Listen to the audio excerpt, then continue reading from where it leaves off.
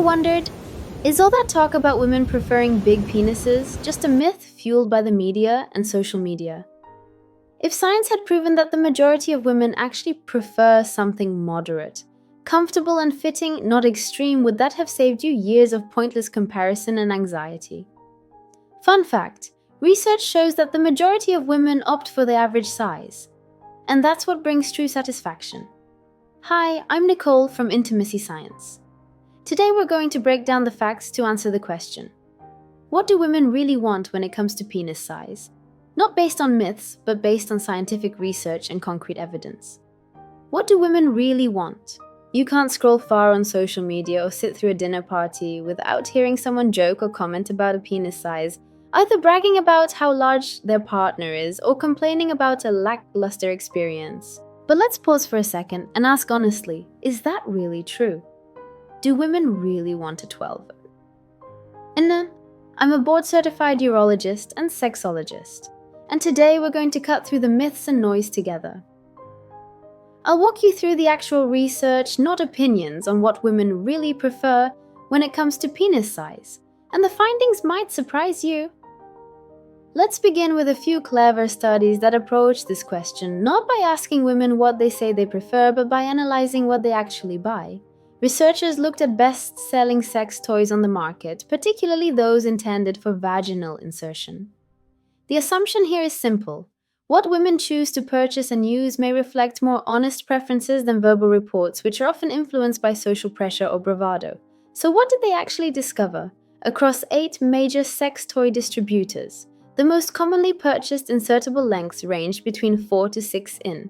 Let me say that again, 4 to 6 in. Even more telling, on 6 of those 8 websites, the average length of the best-selling toys was less than 6 in. The average girth, less than 4.5 in. That's striking because it's almost identical to the real average size of a natural erection. If you're unsure of what that average actually is, I cover that in detail in a separate video, but here's the short version. Most men fall between 5 and 6 in length when erect, and around 4.5 to 5 in circumference. That is entirely normal. Another study looked at realistic dildos, again focusing only on those labeled as bestsellers from the top 5 adult retailers in the United States as well as Amazon. In this case, the average insertable length was about 16.7 cm or 6.5 in. That's slightly longer than average, but not by much. And this gives us a little insight. Perhaps some women are curious or experimenting with something just above average, but few are seeking extremes. Now, this is a clever way to explore preferences, but there's more. Another group of researchers analyzed what drives the popularity of certain toys. And here's where things get even more interesting. They found that price and circumference had a much bigger impact on purchase behavior than insertable length. In other words, many women cared more about affordability and a comfortable fit than they did about maximizing size. In fact, toys with a larger than average girth were often less popular than average-sized ones. So what does all of this really tell us? It suggests that when given complete freedom to choose any size, most women still opt for something that's average in length, maybe slightly longer, and average in girth. It's not about extremes. It's about comfort, pleasure, and what works for their own bodies. This is very different from the media, narratives we've all heard, but it's grounded in data, not fantasy. Here's the bottom line. If you fall within the average range, which the vast majority of men do, you're more than fine. You're normal. And more importantly, you're perfectly capable of satisfying your partner. Yes, there will always be outliers, people who make jokes, people who talk in extremes, but when women make private choices for their own bodies when no one is watching, they overwhelmingly go for average. And that's worth remembering.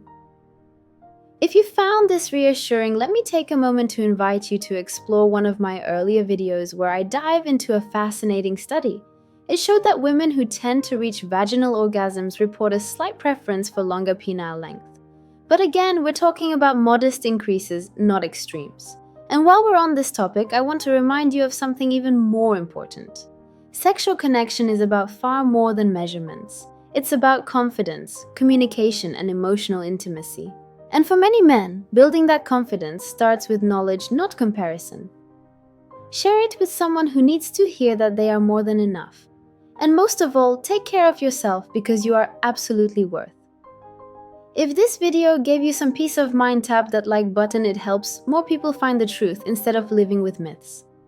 Don't forget to subscribe and ring the bell for more real science-backed conversations about men's health and intimacy. And remember, confidence, communication, and connection will always matter more than numbers.